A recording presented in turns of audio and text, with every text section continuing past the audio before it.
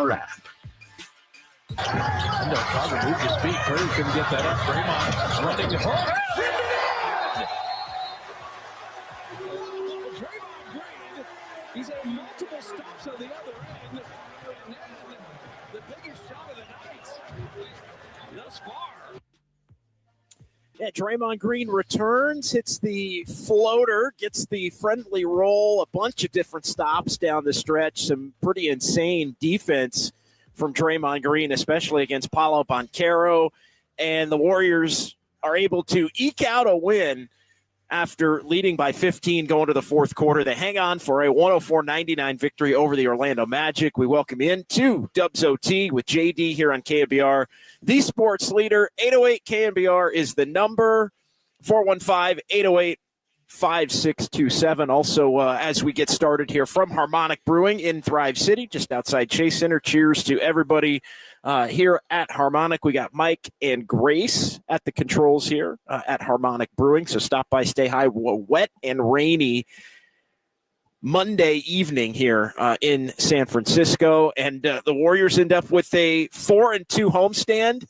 And I'll be honest, I mean, tonight was kind of the night where it really felt as if the Warriors survived and the game was kind of a snooze. It really had the feel of a Monday night, rainy, dreary kind of a game. And it felt like the kind of game that needed to be played, but everyone's mind was elsewhere, whether it was the trades that went down over the weekend in the NBA and Luka Doncic going from Dallas to the Lakers for Anthony Davis and that big-time blockbuster, or Sacramento making a move and moving off of De'Aaron Fox, and he ends up going to San Antonio. And Zach LaVine, one of the Warriors' trade targets, ends up going to the Kings instead, and now inching closer and closer, rumors galore. We'll get into a lot of them here between now and 11 o'clock, the latest on everything trade deadline. But it felt like the game was almost secondary tonight. It was a game the Warriors needed to win. It was a game that the Warriors felt they had to get to 1/500, especially with an opportunity to play in Salt Lake City on Wednesday and separate at least to 2 over 500 on the year here with the 6-game road trip that's coming up that leads into the All-Star break. And then the first game after the All-Star break is going to be in Sacramento. So the Warriors are not going to have another home game here until 3 weeks from yesterday when the Dallas Mavericks will be in town. So it was an important game for the Warriors. I think every win is important. And every win, I think, is a small signal to the Warriors front office to go out and make a move and be not just proactive in the talks and telling everybody what you're doing, but actually looking to get something done that will matter in terms of this roster. So that was just kind of the general feel for me as it related to this game. Maybe it was the weather. Maybe it was the opponent, and it was two teams that really struggled to score. Orlando has had a lot of injuries, and they really struggled. Bottom 2 offense in the NBA, and the Warriors just were kind of flat in this one after having the weekend off and not playing since Friday night. Draymond returns, but the Warriors' first bucket came 4 minutes into the game. Steph Curry with an and one, nearly 4 minutes in. It was 7-3. Warriors had 3 points basically in 5 minutes. They were 1 for their first 10. They missed their first 7 over that span from 3-point range. And the Warriors ended up with an 18-point first quarter at home against the Magic. They were down 26-18, and it felt like it could have been worse, because the Warriors scored 6 of the 18 in the final 25 seconds. They were stuck on 12 for like the last 3 minutes of the first quarter. 12. Stuck on 12 for the final 3 minutes up until the Warriors got 6 there in the final 25 seconds. Just a rough shooting, low energy, some horrendous turnovers, nobody making shots, 2 of 14 from 3, 5 of 23 shooting. And the Warriors found themselves down 8 at that point. And then second quarter, pretty ugly quarter. saw the Warriors trail and continue to trail there 42-35 into the final minute. And again, the Warriors able to close the quarter strong. 8-1 run. They tie the game at 43. I thought that was the key stretch of the game, to get the game tied because it had been so ugly. Andrew Wiggins kind of leading the way. Moses Moody with a big-time spark off the bench in the first half. We'll get to more of what Moses Moody did later. Steph Curry, 8 points, but just really struggling to find his shot. Again, and the Warriors able to, they got beat on the offensive glass in the first half. The Magic were kind of running the throw it up and go get it offense. That's what a lot of teams do that don't have a hell of a lot of scoring prowess. They turn to the just throw it up and then go chase the ball off the backboard and try to get the rebound and put it back in. And the Magic were having some success with that offense in the first half. 12 offensive rebounds, double digits in terms of second chance points as well. And the Warriors found themselves, though, in a tie. 26-18, then 43 all, and the Warriors with a big-time third quarter, 39-24 in the third. And you thought, hey, the defense was still there, but the offense got going. More offense. And the Warriors, you're thinking, as Schroeder and Moody really, again, with another quality finish to the quarter, with Moody hitting a couple of shots, Schroeder hitting a big three. And Moody's had a really strong couple of week stretch here. 82-67 going to the fourth quarter. Is this going to be on cruise control for the Dubs? Is it? No. The answer is no. Of course it wasn't going to be on cruise control for the Warriors, because it's never on cruise control for the Warriors. They actually get outscored in the fourth, 32-22. Orlando, a 13-4 run in the first 2.5 minutes of the fourth. Magic cut the lead down 86-80. 9:15 to go. Then it's 86-82. Then it's 88-86. And Cole Anthony ties it. Cole Anthony put the Magic up. Steph Curry took one of those quick forced threes after the Warriors had fallen behind. He missed it. You're thinking, if they go down a couple of possessions here, are they going to have enough offense to get off the mat and kind of come back? But the Warriors got to stop. Wagner with a miss. Wiggins tied it at 92, and then Looney with the putback that would put the Warriors up for good, 94-92. That Draymond floater we played coming in, and then a whole hell of a lot of Draymond defense down the stretch. He came back in to the ball game with 4 minutes to go, and it basically flipped what semblance of a Magic offense that they had on its ear. And it was stifling from that point on. You had Curry out there with Moody, Wiggins, Draymond Green, and Kevon Looney down the stretch, little offense-defense subs.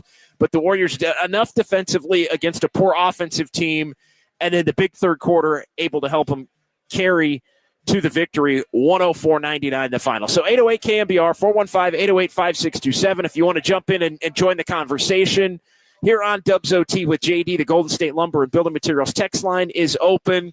Appreciate everybody, as always, watching on YouTube and Twitch. A lot of our regulars filing in here to the chat, and we'll get to a lot of folks in the chat here in our Dubs OT community as we move on here into the night following this Warriors victory and improving to 1 over 500 here. So we'll get to the chats coming up. The other thought I had just kind of prevailing in this one, as things were winding down, and this is the final home game in almost 3 weeks for the Warriors, and it's the final home game before the trade deadline. And I just thought the cloak of the trade deadline was hanging over the game. I think it's all the rumors, all of the things that went down league-wide. I mean, major moves, like guys that you would have not. I mean, Luka Doncic is a guy you never think would be traded in the first 15 years of his career.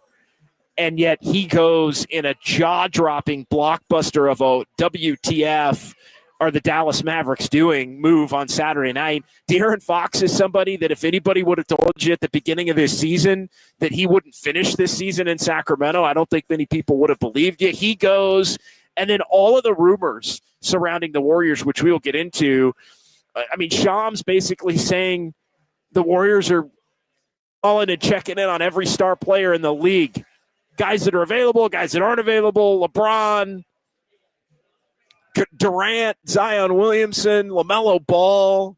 I mean, all of these different names that the Warriors are potentially checking in on, almost in desperation move. They missed out on Levine, and that's fine. Again, Levine was not somebody that you wanted to necessarily be hard-pressed to get at this point. You should have been hard-pressed to get him if you were the Warriors back in the offseason when you could have got him basically for nothing for Chris Paul's expiring contract. So, at this point, letting some of the bigger moves flesh out before you go back to a Levine move, I don't have a problem with that. And look, Sacramento was trying to get as much of a win-now player as they possibly could, knowing that they were going to have to move their second-best player in De'Aaron Fox. And so they went and got a guy that they've actually kind of coveted, oddly enough, for a long time. Even signed Levine to an offer sheet way back in the day. So I thought a cloak of the trade deadline hanging over this one tonight. I also kind of thought, as the game was winding down, because there have been so many different Warriors players that have been mentioned in the rumors, I really thought as the game was winding down, are we watching Kevon Looney's last game at Chase Center as a member of the Golden State Warriors? Are we watching Gary Payton II's final game? Guys that contributed to championships. Is there a wild hair to where a young player who was key in the victory in Moses Moody tonight ends up potentially on the move? It was just Andrew Wiggins who was the Warriors' best player tonight. Could it be, plus 15, 25 points? Could it be Andrew Wiggins last night? So there was just kind of an odd feel in the building at Chase Center, where it was kind of a dud game in terms of entertainment value. And anytime there's not a whole hell of a lot of offense, there's going to be a bit of that vibe. But it was that, plus all the trades, and I think a lot of people still shock and awe over what went down over the weekend, and also kind of pondering who's going to be around. The next 72 hours could pose a lot of changes. The most significant changes maybe that the Warriors have made on their roster in the last 4 or 5 years could be coming here in the next 48 to 72 hours. And the next time that this team takes the floor at Chase Center, it could all be completely different. So that was felt tonight. Again, Warriors slogged it out, earned themselves a much-needed victory. They improved to 25-24 on the year. Opportunity with the first of the 6-game road trip in Salt Lake City on Wednesday, and then the back-to-back, which sees the Warriors go from Salt Lake to Los Angeles, and the trade deadline will be in between those 2 games. And again, that's the first 2 games of what will be a 6-game trip that leads into the All-Star break. Warriors going to Chicago and Milwaukee, also Dallas and Houston. So they are going to get they're going to miss Luka Thursday, but they're going to miss Anthony Davis Thursday, as he's no longer a member of the Los Angeles Lakers. But sounds like they're going to get to see Anthony Davis on the back end of that trip, now paired up with Kyrie Irving and Klay Thompson again, and we'll see how everything shakes out as it relates to that. But, so 808 KNBR, if you want to react to this one, just not an enjoyable game to watch, 408 on the Golden State Lumber and Building Materials text line. Your thoughts on the homestand? The Warriors do find a way to go 4-2. It wasn't really pretty or emphatic, the 4-2. This was after the loss in Sacramento when the Warriors played so well but lost that 17-point lead. They able to come back, beat Chicago. They lose to the Lakers. They wind up beating Utah and Oklahoma City before losing the game on Friday night to Phoenix, and then they're able to rally and win this one. So 4-2 homestand for the Warriors. A small sign of progress, I suppose. But again, the most dramatic ways that the Warriors can have progress, I think, is going to be determined by what they do in the next 72 hours. Some other quick thoughts on this one before we take our first time out. Moses Moody, down the stretch tonight, big, hell of a 2-week stretch for Moses Moody as he's knocking down the 3-ball. He's doing a lot of the other things that Moses Moody does when he's a productive and helpful player for the Warriors. Really, for Moody, though, it boils down to, is he making shots or not? When Moody's at his most effective, it's when he's making shots. He's also continued. I thought, playing the 2 down the stretch. He's out there with Looney, Draymond, and Wiggins. So in that lineup, I think he's basically playing the 2. But he would play more 4 tonight as well at different points, and I think he's been successful at the 4, which obviously creates its own set of problems. I thought Quentin Post tonight was solid. As he got the start, not going to be a heavy-duty night. Post continues to play well, maybe not against the elite of the elite teams, but against everybody else, Quentin Post has been a positive presence. 7 and 3 assists for Quentin Post. He had a steal. 20 minutes. Again, you're not really looking for a 30, 35-minute night for Quentin Post, but he can play 20 to 25 and help you in ways that the Warriors need help. I thought he put a positive imprint on the game tonight. Buddy Hield, plus 15, even though he was 1 for 4. He was out there when the Warriors with some combinations that were successful. And look, this is the Andrew Wiggins. He didn't make all of his free throws tonight. You want to see a little better than 10 of 15, but he got there 15 times, and he didn't make his 3-ball tonight, but ended up going for 25. So that's the Wiggins that the Warriors have really needed. That's the Wiggins that the Warriors have really needed here to earn victories, especially in the absence of Jonathan Kuminga and with the secondary scoring being such a question mark on a night in, night out basis. So a win is a win is a win. We talk about it every night. The Warriors are not in any kind of position to be rating wins. They'll take it. They've got a shot to get to +2 with the game in Utah on Wednesday, front end of the back-to-back before going to L.A. And then the trade deadline, what are the Warriors going to do at the deadline?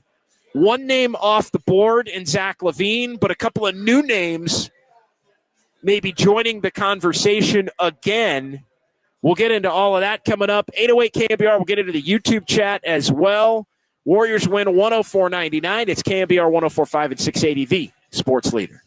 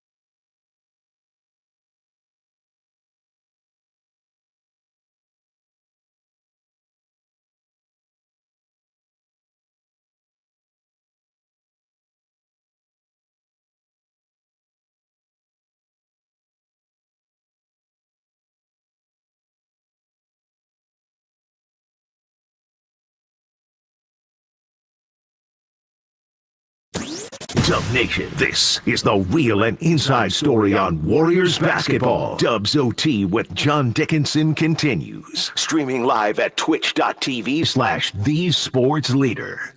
Steph to Mooney. Mooney three. Good! Moses Mooney with 17. Working off of Steph's pick the picker, set a screen, go get it, get downhill, and Moses was ready for his moment after Looney found him there. Yeah, Moses Moody's been ready for his moment the last couple of weeks. Big 17 points tonight, helping the Warriors to the 104-99 victory. We're back here on KNBR. It's Dubs OT with JD as we are with you after each and every Warriors game. And tonight from Harmonic Brewing in Thrive City, right here next to Chase Center. Cheers to the fine folks here at Harmonic tonight. We got Mike and Grace behind the bar. Also, cheers to our buddy FP Santangelo. Great to hear FP back on KNBR as well here tonight. I go way back with FP, way back to a prior, way back to my Sacramento radio life, actually, with FP. A young JD actually did a handful of shows, a very young JD did a handful of shows with FP when FP was doing a morning show in Sacramento, like quite some time ago, like before 2010 ago. Yeah, so great to hear FP back on the right side of the tracks here in terms of Bay Area radio and back on the Sports Leader. And a pleasure to be following him here tonight with Dubs OT, talking some Warriors, talking some trade deadline. 808 KNBR, the number. That's where our buddy Danny in Vancouver chimes in here on the Sports Leader. Danny, how are you tonight? Man, that game was a rough watch. It was like it was a throwback to 2005, I think, Danny. Yeah, it was very hard to watch. Very hard to watch, JD. I agree. I was so annoyed I was almost going to turn it off. I thought, oh my God, am I going to get 48 minutes of this? So, yeah, I agree with you. I was thinking it felt weird. I mean, it's nothing you can really quantify, but it felt like everyone was a bit edgy because of the trade deadline. And I was thinking the same thing. I wonder how many of these players are going to be here, next week. So it's going to be interesting. I thought Moody played really well. I'm still not quite sure why Hield is starting, but I was looking at his plus minus, and that was pretty good. So maybe Kerr and the brain trust. He didn't kill him tonight, Danny. He didn't kill him tonight. He didn't shoot well, but he didn't really hurt him tonight, like we've seen him in some of these other games. Yeah. I also thought, JD, that definitely Draymond Green's presence was welcome and needed. We've kind of forgotten about him. I have for the past couple of weeks, but he was really effective at the end. So that was nice. And I'm glad they pulled it out. I mean, like you said, it was a win's always better than a loss. So I'm glad we're talking about a win. Can I make a couple comments about trades? Quick comments, JD? Sure. Well, yeah. I mean, yeah. What do you got on the latest? It's changing by the minute. Well, it's going to be interesting. I just wanted to say the Luka. I know everyone was just blown away by the Luka trade. I think LA is going to be in real trouble now because I think correct me if I'm wrong, but I think Luka has the highest ball usage rate of anyone in the NBA. It's like 77%. Is it right? It's up near the top, if not at the top. Correct. Right. So he handles the ball. LeBron handles the ball. Reeves, who I think has been fantastic this year. I think he's just amazing. What a great player he's become. So I don't know how that's going to work. And they lose the presence in the center. They don't have that defensive stopper. So I think they're going to be in real trouble. And last thing I was going to say with the De'Aaron Fox trade, interesting. Hey, JD, you remember when they fired Brown and Christie was like a genius, and now they're back to 500. So I think that was another. In retrospect, I think that was. I was wondering if that was going to work out, and I think that was just a blip. And I was curious what you thought about that. Thanks, JD. Love your show. And be well. Thank you. Yeah, No, thank you, Danny. I'll start with the last part first on the Fox trade. I actually kind of think. Look, I've said this. To me, the Kings had reached the highest level that they were going to with De'Aaron Fox, and I know he didn't formally request a trade, but by not signing that contract extension, and with some of the things that were going on behind the scenes with Rich Paul and all of that, he didn't want to be in Sacramento and wasn't going to continue to be in Sacramento beyond his current contract. And so I actually give the Kings credit. I know they're kind of getting dragged for what they got back in return for the Fox trade, but I think he's their second best player. I know a lot of people on the national landscape don't necessarily believe that because they saw what he did against the Warriors in that playoff series going back to 2 years ago and the clutch player of the year. And a lot of time he's the guy on the highlights at the end of games the last couple of years when the Kings were winning a lot of close games. But I think they did the right thing, believe it or not, in looking to move on from Fox and not looking to let it drag out. And I kind of get their theory. But and look, they're not – whatever they're going to be long-term remains to be seen. But in the short term, they were going to be kind of a 500 or slightly above team with or without Fox. Like they had already reached their ceiling, I think, of what they could be with Fox. I think their inability to jump from where they were at the end of that 2023 playoff series, a lot of it was based on his inability to level up and truly become the best player even on his own team. And so I think San Antonio is a perfect spot for Fox. He'll go there. He'll be the clear-cut number 2. Hell, there may even be a couple of those young players for San Antonio other than Wembanyama that pass him in the next couple of years if they continue to develop.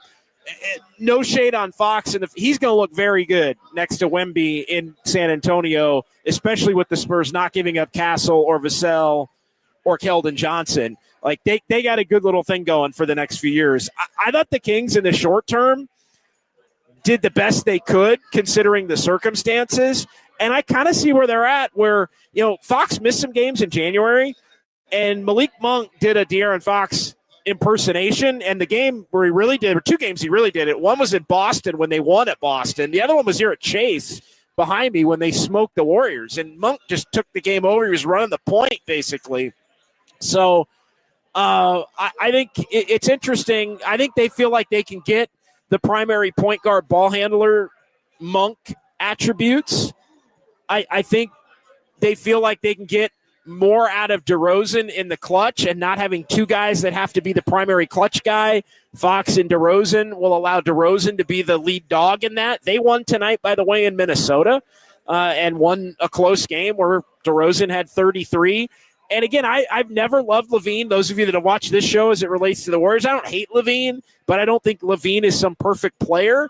But they are going to slide Monk into the Fox role short term, and they're going to add. And they added shooting that they lost when they added DeRozan and lost Harrison Barnes. So they've added shooting. Monk's going to play the role of Fox. They still aren't deep. I also think they're still not done. So I actually, believe it or not, don't think Sacramento was crazy. But yeah, the fired coach bump, Danny, that you were talking about, the fired coach bump wore off a little bit, but they're still, they won tonight. They're still, I think, 6 over. I want to say they're 12-6. The coaching change, I don't get it, but it's, and they were, I think the cloak of knowing Fox was done really hurt them these last couple of games, but they played a couple of games they probably weren't going to win anyway. Got ugly, and they got blown out in a couple of them against the Knicks lately, against OKC. But I think they actually made the right move. They were De'Aaron Fox was they were done winning with De'Aaron Fox. As for the Lakers, they traded the short term, I think, for the long term. I think anybody that says in the short term. The Warriors were playing or the Lakers rather were playing their best basketball with Anthony Davis and LeBron. And Davis had been out. They just won at Madison Square Garden. I think it's going to be interesting to see. But anytime you get a chance to get a franchise player for the next decade, a guy that will take you well beyond LeBron, you have to do it. and it cost him Anthony Davis, and it may have cost him a chance at a longer playoff run this season. But they're counting on 2 years from now, 3 years from now, 5 years from now, 10 years from now, because Luka's still only 25 and going to be 26. So they traded the short term for the long term. I don't buy the fact that the Mavs traded the long term for the short term, because I don't think Kyrie is nearly the player that Luka is. Although Anthony Davis will definitely help them. I kind of don't think Davis is going to be as impactful a player with Dallas as he's been with the Lakers. And so, we shall see. I think the Warriors are loving the fact that they will not see Davis with LeBron. He's just annihilated the Warriors head-to-head. He's been the most impactful player in that head-to-head matchup by far. So we'll have to see. Luka and LeBron is going to be a learning curve. Truly, it's two all-time greats, but it's going to be a learning curve as to how they play together. And now they need a center that they don't have in a defensive presence. So those are kind of my thoughts on both of those trades.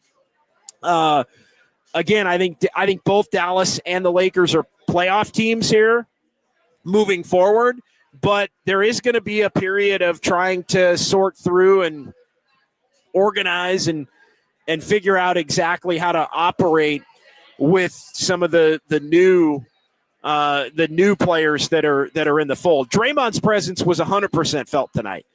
Draymond's intensity, his defense, he practically won him the game down the stretch with his defense. And you could make the case if Draymond doesn't play in this game tonight, the Warriors may not have been able to play quality enough defense to be able to hold off Orlando, as poor as Orlando was offensively.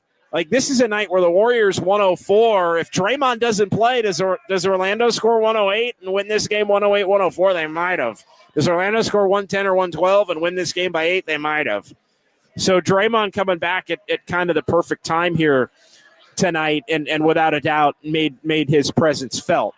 808 KNBR 415-808-5627.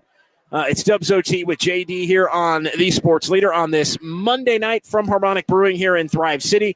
Let's get to a couple of chats. I want to get to the Golden State Lumber and Building Materials text line.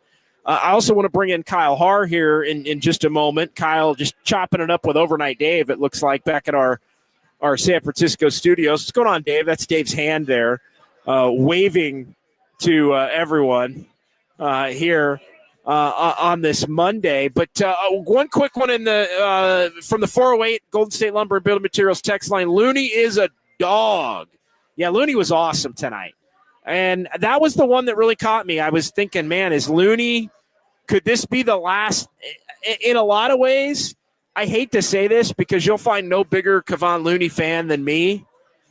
But in a lot of ways, Greg Silver might be a bigger Kevon Looney fan than me, and I like Kevon Looney. I hate that I'm going to say it this way. It really probably should be Kevon Looney's final home game with the Warriors. No shade. I was looking out in the final 3 minutes of the game, and it was Steph with Moody, Wiggins, Draymond and Looney playing together with Steph and Wiggins, and it kind of hit as I was watching them run back, both ways here. It really kind of hit me like, wow, those are the four of the five guys really that helped them win that last championship in a big time way. Kind of having one final run, it felt like. Am I reading a little too much into it? Am I getting a little too sentimental on you? It was just Looney was really freaking good tonight, but I think you can also make the case that it's malpractice if the Warriors don't look to move him.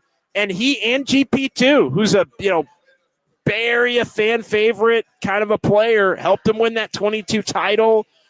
If both of those guys are allowed to have their contracts expire, I think you could make the case that that's that's malpractice, Kyle. And so I don't know. That's where are you on all of that? And good evening to you, sir. Yeah, good evening. No, Looney is such a sentimental player to me, just because of all. Like, I feel like he just makes winning plays. Whether it's like grabbing 20 rebounds or getting that one offensive rebound, kicking out to Steph for a clutch three.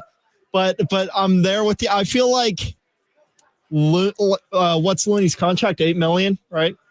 Yes. Yeah. Like, $8 million expiring at the end of the season. Right. So I just think they could, even if they send him elsewhere, they could probably re-sign him for less if they wanted to bring him back. They could, but again, that would be I also found myself, and again, maybe I'm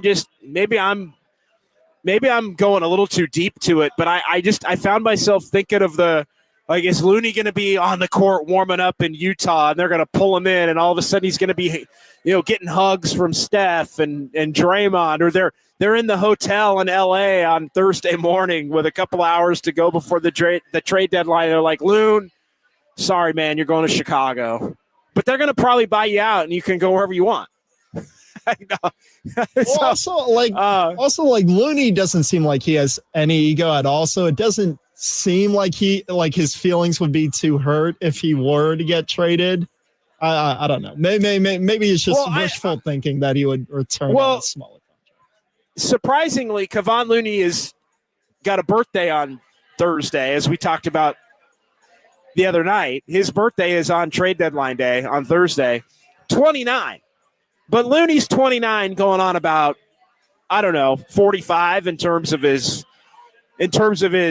understanding of the world and the business of the NBA. And so, yeah, I think he's a pro. I think he's a pro's pro, and just by virtue of being with the Warriors for the last decade, as he has been, and everything that he's gone through, from injuries to looking like he was never maybe even going to make it in the league, to being somebody that contributed to championship teams and finals teams. I mean, he's had quite a journey during his NBA career. So he's kind of seen it all for a guy who's going to have one more birthday before he's 30. Pretty impressive, actually, when you put it that way, in terms of his NBA career. But yeah, I don't know. I just couldn't shake that tonight. But Kevon Looney was awesome, and Kevon Looney is a dog, and it was a big time clutch win. 30th clutch game, by the way, for the Warriors. We'll spoil this one that we usually like to get to in our fun with numbers segment. Warriors are actually 16-14. Would you believe? Don't laugh. The Warriors are 16-14 in clutch games. Warriors are. I mean, it feels like they're about 10-20 in clutch games, but they're actually 16-14. That's kind of a surprise. All right, yeah. Let's no doubt. Let's get to a couple of chats here. Robert, right as we got things going here early on, if they don't make a move, they'll be the definition of cooked. Yeah, that is I think, overarching, prevailing, higher level takeaway from tonight. Pods and Moody, clickbait, LFG, Young Guns looking good, says our buddy clickbait. Max Lopez, so has anything happened since the last Dubs OT that Uncle Looney. Loon gets 15 rebounds, then goes to read stories to old people. I mean, right? He does kind of have that wholesome vibe to him, for sure. Just a great human being. Has anything happened since the last Dubs OT I need to know about? Yeah. Only Luka getting traded for Anthony Davis and De'Aaron Fox getting traded, and Zach LaVine's off the board. Sounds like Jimmy Butler, at least for now, is going to be off the board for the Warriors. But let's use that as a quick segue here, Kyle. Has anything happened? Well, let's hear the latest from Shams Charania of ESPN now, because this one hit everybody earlier today with regard to the latest on what the Warriors are looking to do here at the deadline. The Warriors are legitimately calling about every all-star player. You just name the all-star player, the Warriors have probably called it. And Paul George, they have called it. They made calls on every star. And that, of course, includes players like LeBron, players like Kevin Durant, players like Jimmy Butler. They are making calls. They are dead set on trying to find another star player, superstar player with Stephen Curry. That is another subplot to this trade deadline as well. All right, so all of those names, LeBron, Durant, Paul George, Zion Williamson, LaMelo Ball were mentioned in other reports today, not in addition to what Shams mentions there. The Warriors also, it was reported from Anthony Slater, The Athletic, they missed out on Zach LaVine because the Bulls were ready to move. And the Warriors could have maybe done something with LaVine, but they wanted to pursue some other options. We heard, at least for the time being last night, from Brian Windhorst that the Jimmy Butler talks have been tabled again for now. We'll see again with a couple of days to go before the trade deadline. But the Warriors choosing some of these other avenues, and I'm here to tell you, I think the one player above everybody that we've mentioned, the one player right now, Kyle, at the top of the Warriors board, in my mind, is Kevin Durant. He is the guy that I think the Warriors are hoping somehow, in the Suns' desperation to acquire Jimmy Butler, and in some ways frustration with Kevin Durant on the Suns' end of things. Because look, there's the only way the Suns can get Jimmy Butler. Well, there's two ways. You can get Jimmy Butler if you can move Bradley Beal. So you got to find a team that will take Bradley Beal, one, but now Bradley Beal's got to trade a no-trade clause. So it's got to be a team that Bradley Beal would be willing to go to and a team that would be willing to take on Bradley Beal. That's proving to be a really difficult task at this point. So what the Suns, who have already said they'd pay Jimmy Butler his full 4-year contract extension, upwards of $200 million, they really want to get Jimmy Butler in the mix. The other way they can do it is, we can't trade Bradley Beal, we'll trade Kevin Durant. And again, you would think, well, in a perfect world, you want Booker, Durant, and Butler. But if they value Jimmy Butler's tenacity, the dog that he has in him, and want that to, my sense is from Phoenix is that the Suns are debating whether Jimmy Butler's energy with Devin Booker and Bradley Beal is better than standing pat with Devin Booker and Kevin Durant and Bradley Beal, because that's the decision that needs to be made. And so that's my reading of the tea leaves in all of this.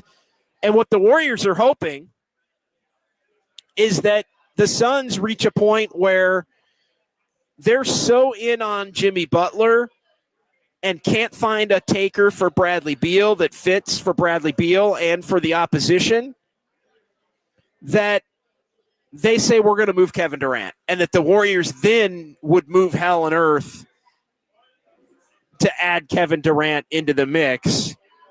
That gets us to the 408 on the Golden State Lumber and Building Materials text line. JD, would you do whatever it takes to get Durant, or do you think Vucevic or even Cam Johnson is good enough at this point? Well, if you've listened to this show, you know I'm a huge Cam Johnson fan. We were talking about Sacramento, by the way, earlier. I just want to throw one more thing in on Sacramento briefly. I don't think Sacramento's done.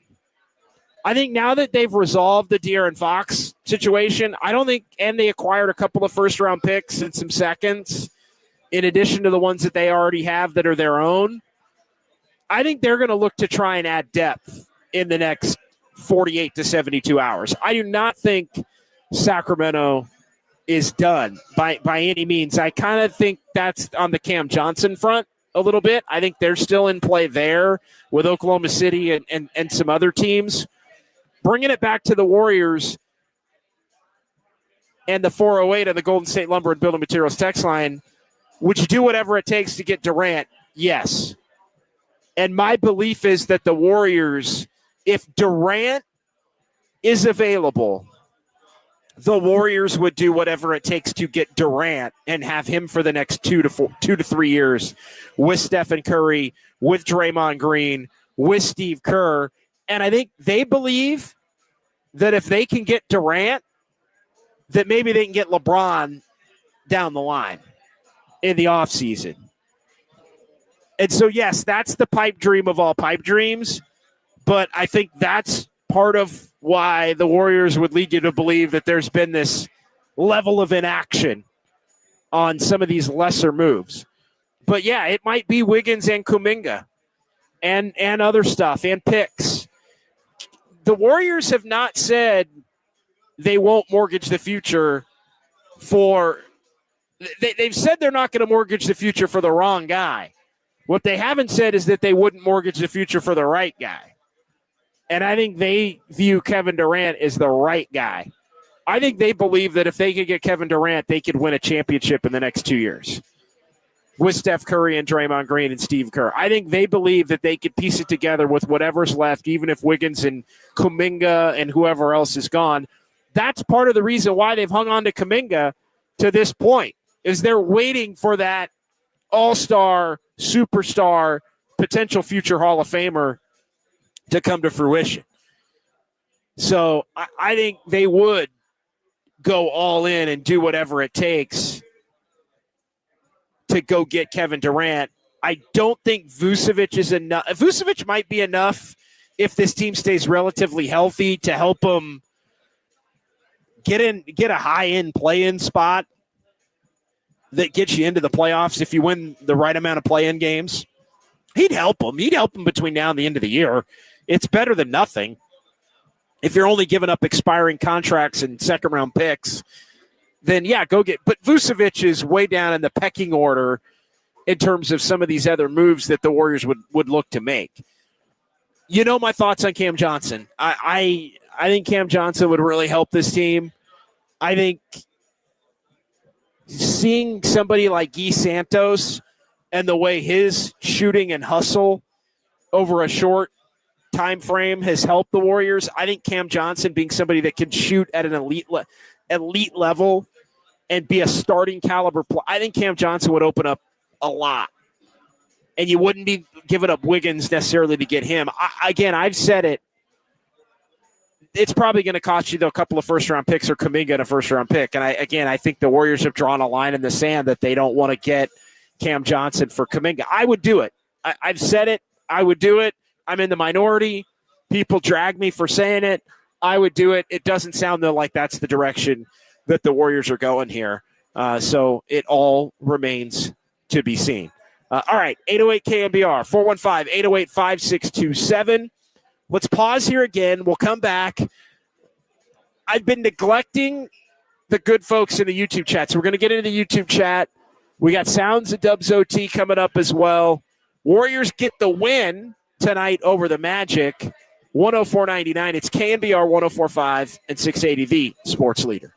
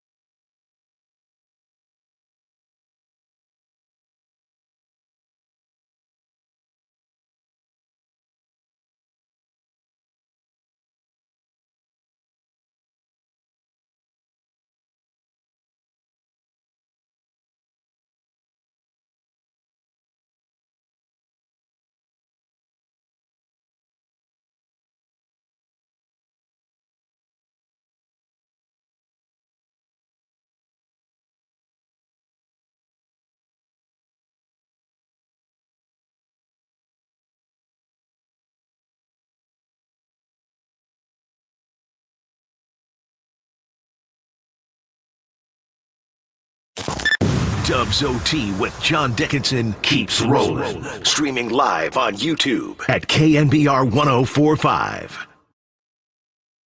6'10" against Steph at 36 years of age to flip it up and out. Looney somehow jammed it home. He banked that in, his first field goal. All right, Warriors win 104-99 back here on Dubs OT with JD from Harmonic Brewing in Thrive City. Warriors improved to 25-24 on the season as they will hit the road for the next 7 games, 6 before the All-Star break and then 1 in Sacramento to open up the post-All-Star break portion of the schedule for the Dubs. Talking a lot of trade deadline in the last segment. Let's just focus here on the YouTube chat here and some of the thoughts tonight on this one, and then we'll come back. We'll take another quick timeout. We'll get to our sounds at Dubs OT with more of a focus on this game, and then we'll close it out with some fun with numbers here as we get closer to and maybe dip a little bit into the 11 o'clock hour as things are going here at Harmonic Brewing in Thrive City. Rebel to Sounds with a thought on tonight. Warriors did not have a good shooting night, but they played way better in the second half. Yeah, the 39-point third quarter for the Warriors after tying the game. Again, I thought the key stretch to the whole game for the Warriors, it was the late second quarter 8-1 run to tie the game going in the half. Then they come out, they're energized. Steve Kerr, I guess, broke a clipboard tonight, which I can't even remember the last time he's done that. First time this season, to be sure. San Jose Jazz fan for Lawler's Law. That's right, the great Ralph Lawler, the broadcaster, longtime Clippers radio broadcaster, first team to 100 wins. Draymond was outstanding tonight defensively. A win is a win, but teams around them keep getting better while they haven't done jack. I agree with you, Robert. I mean, tonight, the win tonight is secondary to everything else that was going on, and I felt like that was palpable in the building tonight. I thought you could feel that in the building. There was the game going back to what would it have been last week where I thought in the Oklahoma City game that the Warriors won, and it was Looney and it was Wiggins and it was GP, and they all played great, and they helped the Warriors earn a win. And it felt like the trade deadline and some of the names that had been mentioned as throw-in pieces, it gave those guys juice that night to go out in front of a national audience and kick ass and help the Warriors win. Tonight, it just had a different feel. Tonight, it felt like it was a little bit more somber. It was a little bit more nerve-wracking. It was, the Warriors are packing to go on this trip tomorrow, and it's like guys are not knowing whether they're going to be, staying home tomorrow because something goes down in the morning or the early afternoon before they fly to Salt Lake City, or they're going to be going but dipping out after the first leg or the second leg of the trip in Los Angeles. We'll see. EB here, Looney with all those rebounds, picked up a few assists. He's finally earning his money. Apollo Crews, trade Wiggins while he's scoring. I don't know. I would not. Again, if you're going to deal Wiggins, it's got to be for the right guy. And to me, it would have to be Jimmy Butler or Kevin Durant to move Wiggins at this point. Levine's off the board. Are you going to move him for Zion Williamson? That one I'm not so sure. And that was another name that popped up later tonight, even though the Pelicans had said that they're not going to move Zion Williamson, that going back the last week and a half to 2 weeks. Max Lopez, talking about Wagner, Franz Wagner here. A couple of folks were talking about you'd rather have 22 than 00. Yeah, Wagner, the pick after Jonathan Kuminga. Solid performance from Quentin Post tonight. I agree with you, Gene, our buddy Gene. Apollo Crews, Draymond closed out this game. Max Lopez, wait, Luka got traded? Yeah, hadn't heard that one in the last 72 hours. Yeah, that's Orlando could use a little bit more scoring punch, no question. That became a topic of the chat there tonight. they do have a couple of good young players in Wagner and Suggs and obviously Banchero.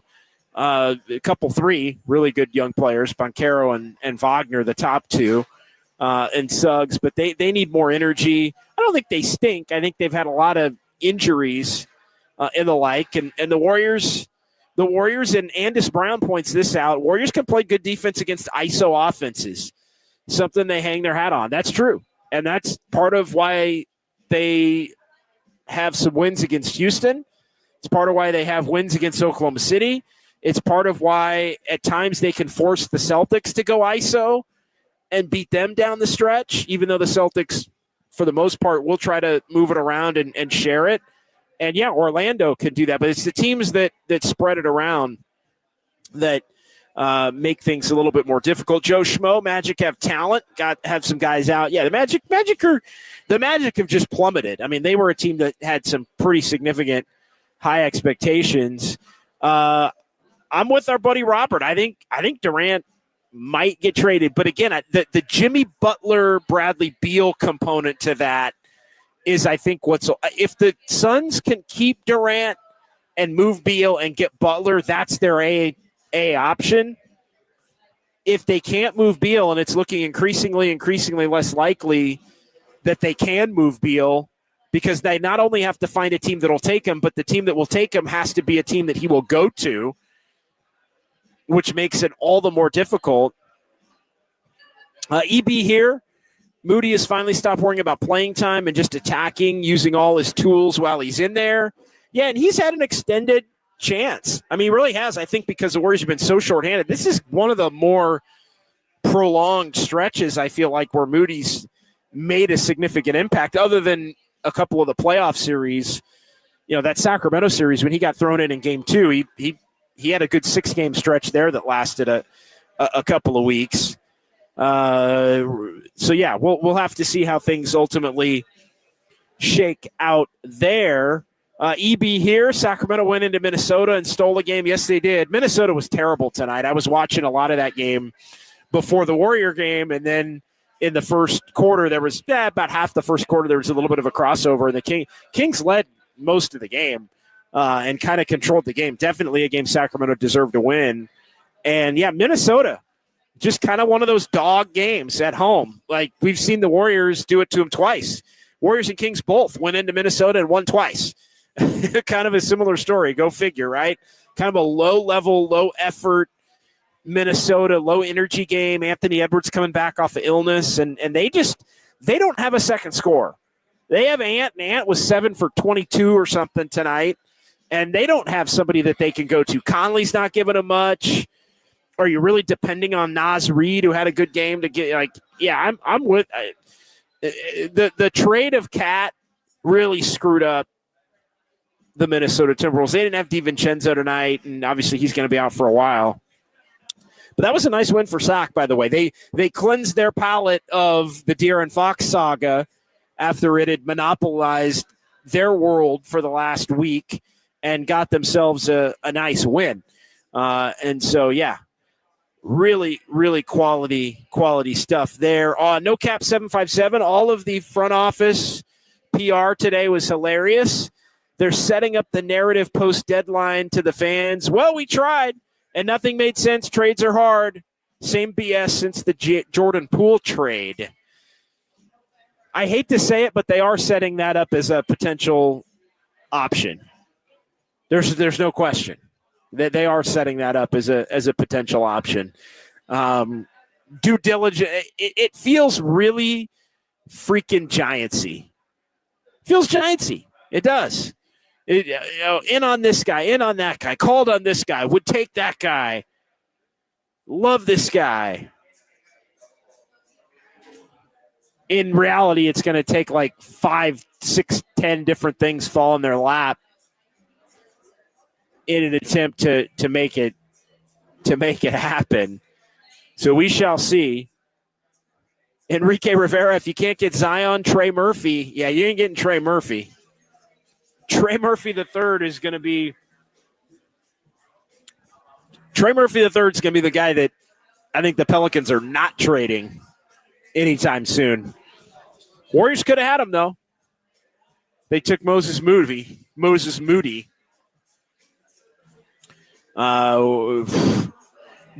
Nurkic to the Bay. Andis, you don't mean that. You don't mean that, Andis. Bring Nurkic to the Bay. I want to see him and Dre become best friends. Yeah, that's not gonna happen. That's not gonna happen. I almost went with the Magic Johnson. I'm not gonna be here. That's not gonna happen. That is not gonna happen. EB here, the Mitch trade to the Kings was terrible. It's terrible for the Warriors. I was a kid growing up in Sacramento when that trade went down, and Mitch Richmond became my favorite player. I love me some Mitch Richmond, man. He was the only guy. For a young emerging basketball fan. Mitch Richmond, man, the Rock.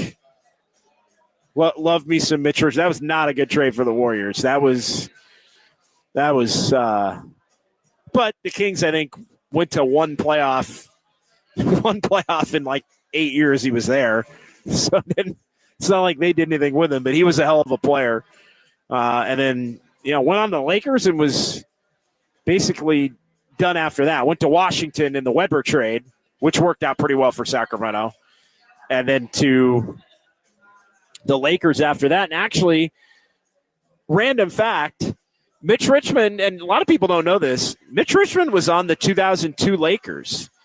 So Mitch Richmond was on the Lakers team, barely played, but he was on so Mitch Richmond turned into Chris Webber with Vlade and all those guys turned into the Sacramento team that should have beat the Lakers in that 2002 year. There was all the controversy over the officiating and everything. And Mitch Richmond was actually on the Lakers and got a ring that year. He was on the Lakers team at the end of their bench that knocked out the Kings in the Game 7 and ended up winning an NBA championship. But, yeah, Mitch is great. A few people saying they thought Fozzie fired Brown, then made a bunch of pointless trades. Yeah, I'm still not down with them firing Mike Brown. But I almost wonder now if they fired Mike Brown knowing that they were intending to move Fox. It almost like because Brown was not anti-De'Aaron Fox, and De'Aaron Fox was not anti-Mike Brown. Brown was hard on him. But clickbait, back to the Warriors. We do need trades, and Moody, our future. It's all starters. EB here, look at the Kings box score. You can look at the King. EB here, look at the Kings box score for the last month, and it's all starters. It's all starters. Seriously, go. I implore anybody to do it. You could look at the Kings box score for the last month, any game almost, and they all look like tonight. It's all their starters doing everything, without a doubt. Uncle Looney. Uncle Looney with a lot of good ones. And I always appreciate the back and forth. Yeah, 12-6, Kitchen Handy. 12-6, as we mentioned in the last. I was trying to do that math on the fly. But, yeah, 12-6 since they made the coaching change. Those are the numbers, without a doubt. Surprising to me, but those are, in fact, the numbers as you look at where the Warriors as you look at where the Kings are at since they made the trade. All right, let's take a quick timeout. We'll come back. We'll get our sounds at Dubs OT. More from the YouTube chat and some final thoughts here as we look ahead at what the Warriors have coming up. Warriors win over the Orlando Magic. It's KNBR 104.5 and 680, the sports leader.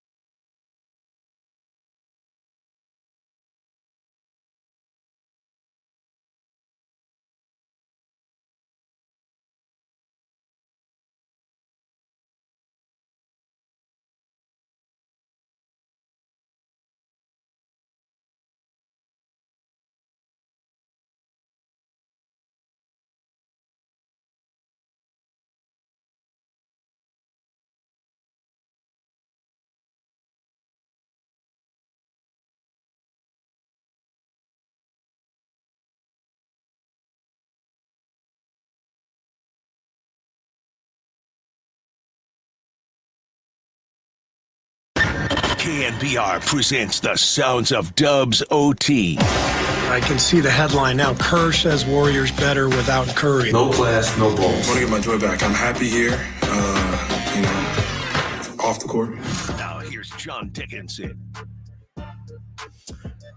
All right, sounds of Dubs OT. Warriors win 104-99 over the Magic. Let's dig right into it. We're going to hear a little bit of Steve Kerr. We're going to hear a little bit from Moses Moody tonight at the podium as the Warriors are 25-24. So back to some thoughts on this game specifically. Here's what Steve Kerr had to say about Draymond Green returning and being able to play next to Quentin Post on that starting front line and the dynamics that those two together bring to the table. Well, we get some spacing with Quentin, so it opens up the floor. Draymond can play out of the post. We can run our splits and stuff with Quentin, but there's just a little more space to work with, and that helps everybody. Yeah, and I think that's something to keep tabs on here moving forward is just how it looks with that front line. Can Draymond protect Quentin Post's defensive deficiencies? Steph likes playing with Post because of his ability to pull bigs potentially away from the basket, and it just opens up lanes for Wiggins to be able to drive. I think we're going to probably at some point see a lineup change in terms of Buddy Hield no longer being the starting two. But I think if you look at this thing, right, having that extra shooting out there is beneficial early. So you've got Steph who can obviously shoot it, but you're trying to get him going. You've got Buddy Hield who can shoot it, Post who can shoot it, Wiggins who can shoot it, and also drive and slash. And then you've got Draymond who's trying to play make for everybody. So I think it is a combination that is worth continuing to keep an eye on. Before we get to our next clip, Kyle, I got to ask you: Do we have Jonathan? Do we have a Jonathan still on the phone lines? Did I miss? We do. Yeah, we do. All right, let's hit Jonathan here on the phone lines at 808 KNBR. I always like to get the callers and the guys in the chat, the texters up first here. So let's sneak in Jonathan here on the Sports Leader. Hey guys. Hey, what's going on, Jonathan? Just a spectacular win. I love the effort in the second and third, getting back in it. I love Wiggins stepping up with his 25 to Steph's 24. I would have liked to have seen a little better effort starting the game and closing out. There's still, an average team. But Jonathan, all right, let's put it. All right, thanks, Jonathan. Jonathan, I appreciate Jonathan's like walking through the wind here tonight. Jonathan, give us a call. Come over to Harmonic, Jonathan. Come over to Harmonic and get out of the. Jonathan, no, Jonathan's a good guy. We appreciate Jonathan, but yeah, Jonathan's in a wind tunnel tonight. What is going on there? All right, let's man, that was like Jonathan's like taking a walk down by the bay. It's like down by the docks, down by the piers tonight, Jonathan, on this windy, rainy, wet February evening. All right, more sounds at Dubs OT. Jonathan, we'll get you next time. Appreciate you calling in here on the Sports Leader. All right, next up. More from Steve Kerr. Post game here. And Moses Moody, huge topic. 17 points tonight. You knew it was going to come up. What's the best way to utilize Moses Moody when Moses Moody's got it cooking? Well, here's what the head coach had to say about that. He's at his best when he can space the floor and, play off of others.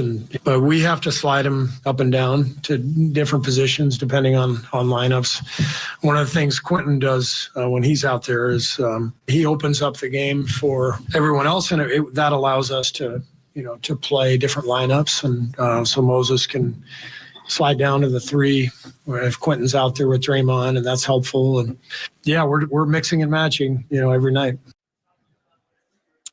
Yeah, and Moody played some 2 tonight. He played some 3 tonight. He played some 4 tonight. And so that to me should make you a more useful player, but then it's on the head coach to be able to find the right matchup on the right night. And I think too often the Warriors have found reasons to not play Moses Moody as opposed to reasons to play Moses Moody. I always go back to the first head coach I ever covered in the NBA was Rick Adelman, when Rick Adelman was the head coach of the Sacramento Kings, and that toward the end of that heyday there that we were talking about earlier. And Rick Adelman used to always say that a good coach looks for what players can do as opposed to what players can't do. And it's like, hey, this guy might be a bad defender, but instead of focusing on the fact that he's a bad defender, look at the fact that he's a good shooter and put him in positions to succeed to where maybe his bad defense doesn't hurt you and his good shooting can help you. Hey, this guy's not much of a scorer, but he's an excellent rebounder. Well, you put him on the floor with groups to where his rebounding can really help you win. It's look for what a player can do. Look at the strengths of your players as opposed to looking at the weaknesses of your players. I think overall Steve Kerr does that, but I think there are some times where it gets caught a little bit. And Moses Moody's been an example of this, where maybe Steve's looked a little bit too much at where he doesn't fit in a certain lineup as opposed to looking at lineups where he does fit. Something I'll never forget from I say the great Rick Adelman, although longtime OG Warrior fans might not think of him as the great Rick Adelman for the 2 years that he was the head coach of the Warriors in the mid-90s. But Rick Adelman won a lot of games and a Hall of Fame head coach within the last couple of years here. All right, one more from Steve Kerr. What changed first half to second half for the Warriors to flip the script? I thought we woke up. We were asleep in the first half. We had some possessions that made no sense. And, the guys locked in at halftime, scored, I think, the first 6 or 8 points. Quentin was fantastic. Those first few minutes of the third quarter set a really good tone. And that got us the lead. And then, of course, they battled back in the fourth, did a great job, but we were able to hang on. Yeah, so why did the Warriors need to wake up? Well, we saw why they needed to wake up, but what helped to maybe wake the Warriors up? Well, let's hear from Moses Moody on that, because he said it was Steve Kerr who did something that he hadn't done all year, and that kind of lit the fire. Coach broke a clipboard in the timeout, so just light a fire under, getting us ready, getting us woken up a little bit. But we moved the ball a lot, took the shots that was open, played faster. I think it all contributed. Does Steve break many clipboards? That's his first one that I've seen this year. Since I've been here, we usually got more than that by this point of the year. So he's broken a few. Just trying to wake us up. You didn't feel like we were locked in and giving it all we got. So that was kind of the message. Wake up. You can't break too many clipboards. You break a clipboard a little too frequently, and sometimes it loses its impact. So you don't want to necessarily do it a ton of times per year. But yeah, I hadn't heard much about the broken clipboards, at least in the media here, in quite some time. That was an old dynastic run Warriors type of a thing. Wow, like Steve would just snap that clipboard every once in a while, and everybody would just kind of like. Let's wake up. Let's lock in, like Moses Moody said there. All right, one more from Steve. Here as you listen to KNBR 104.5 FM and 680 AM San Francisco, the sports leader. Pre-game, Steve, mixing it up a little bit on what he said the other day about standing pat at the trade deadline. He hinted at the fact that the Warriors really can't afford to stand pat. He changed his tune a little bit tonight pregame. I didn't say that. What I said was we're 24 and 24, so we can't stand here and say, "Oh, we're good." Yeah, we'll stand pat. But I didn't say it's tough to envision. It's actually very easy to envision that. All that takes is there aren't any good deals out there. So I maybe my words were misconstrued, but my point is, like, if you're 500, you have to be open to everything. Gotcha. Well, obviously with that, independent of the two teams and other teams that have made moves, is that still, you feel like the approach going into the deadline, essentially 72 hours away? The deadline speeds things up and has a way of making teams, make their best offer. And I know Mike is talking to everybody and on the phones and talking about potential deals because that's his job. And as I said the other night, if there's something that makes sense that can make us better, Mike's going to do it. And my point the other night was when you're 500, you don't reserve the right to say, no, we're going to stand pat. We're fine. We're not fine. We're 500. We're in 10th or 11th place in the West. So we got to look at everything. But you don't chase bad deals either. So if there's nothing there, we move forward. They got to make a deal. Again, I get it. Look, I think tonight's another one of those games. It's an indicator of if they don't make a move, there's going to be a lot of nights like tonight. And Kyle, I'll bring you in. Like there've been a lot of games in the last couple of weeks that the Warriors have won. Like, look, to their credit, and I didn't know they were going to be able to do this in the last 3 weeks or so. It was really teetering on the brink of trouble. Like, hey, is this team going to end up 4 or 5 games under 500 at the deadline to where it's going to be almost what's the point? They've avoided that. Like they are going to be no worse than 500 at the trade deadline and should be able to go in and be +2 at the trade deadline if they can get the win in Salt Lake City on Wednesday night. So the Warriors get credit for that. But the one thing, even in a lot of these wins, whether it was the game against Washington or the game against Chicago or the game against Utah, tonight I think falls into that category. A lot of the wins that the Warriors have earned over the last few weeks leave you thinking that it's unsustainable and leave you thinking that if this specific team has to finish the year, they're not going to be good enough. Not good enough for 5, not good enough for 6. Play-in tournament or bust. And honestly, I think this team as it's currently constituted, even with Kuminga coming back, I don't think they're a playoff team. I think they're a play-in team at best. They have to make a move, in my mind, to avoid that glut and be a bona fide playoff team. Yeah, this team is super funky because they're good enough to beat Oklahoma City 2 times. They've beaten Boston, but then they have a nail-biter against Washington. They lose to the Raptors. They have a nail-biter against the Met. Like it's the Pacers, the Lakers, like all those teams with similar records that it's a coin flip. But like they're competitive enough against the top-tier teams. But then they're also like bad enough to where they could lose to pretty much any team in the NBA. Yes. And again, I think there's too much season to go to where you can't ride it out with this group and expect to be a playoff team. And if you're not trying to be a playoff team, then what the hell are you trying to do?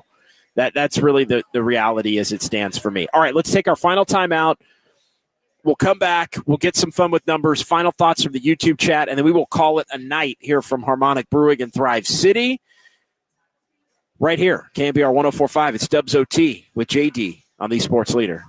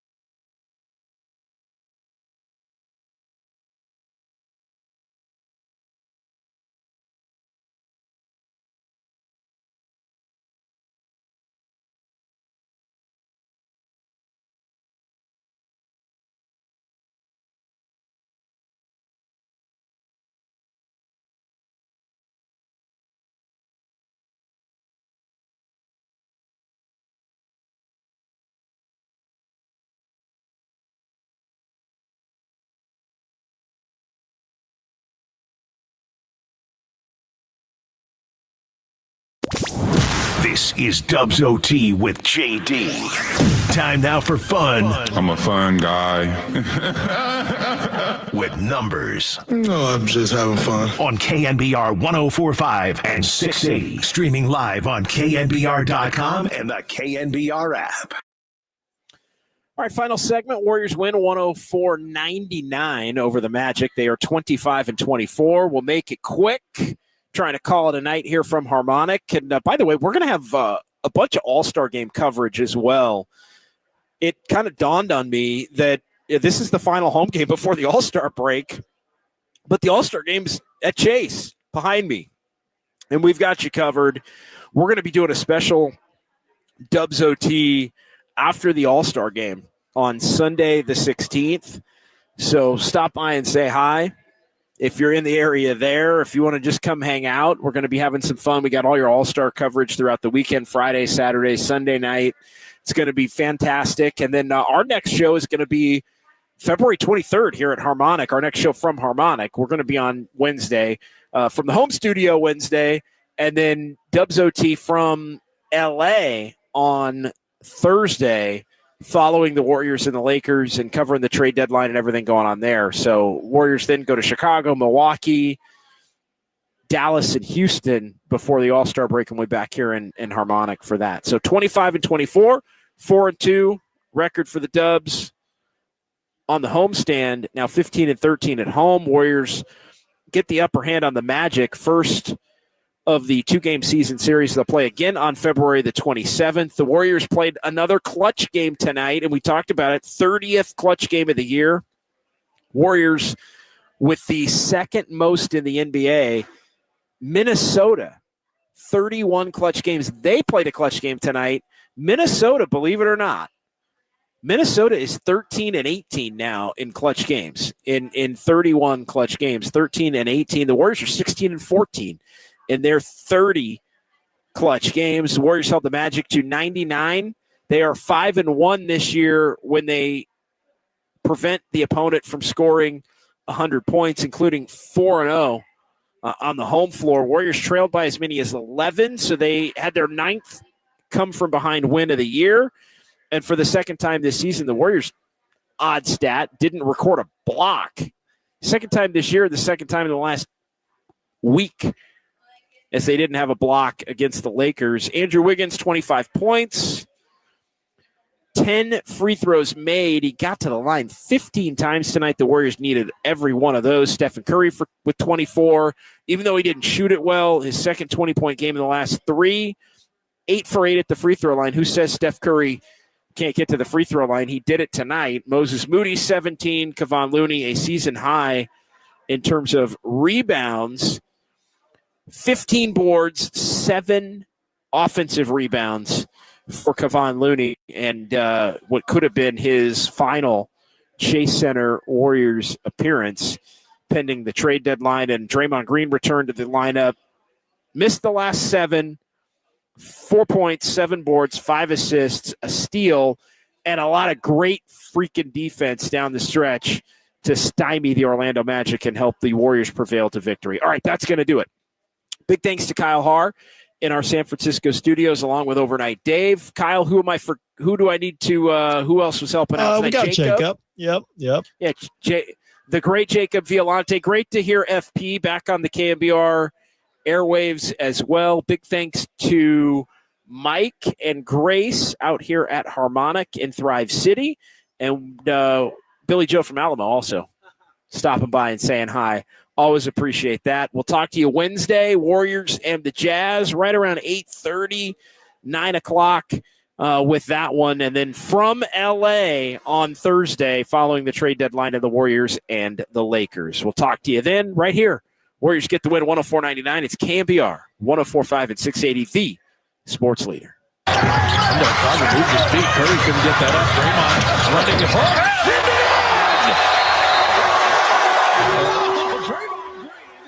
He's had multiple stops on the other end, and the biggest shot of the night thus far. Emirates Cup or bust. Oh, hell yeah. First of all, you guys start off liking each other. I'm super cereal. Big fat dub. Ain't nobody going to stop me. I just wake up and I can shoot it no matter if I'm playing or not. But great win. Who are these guys? I love you, JD.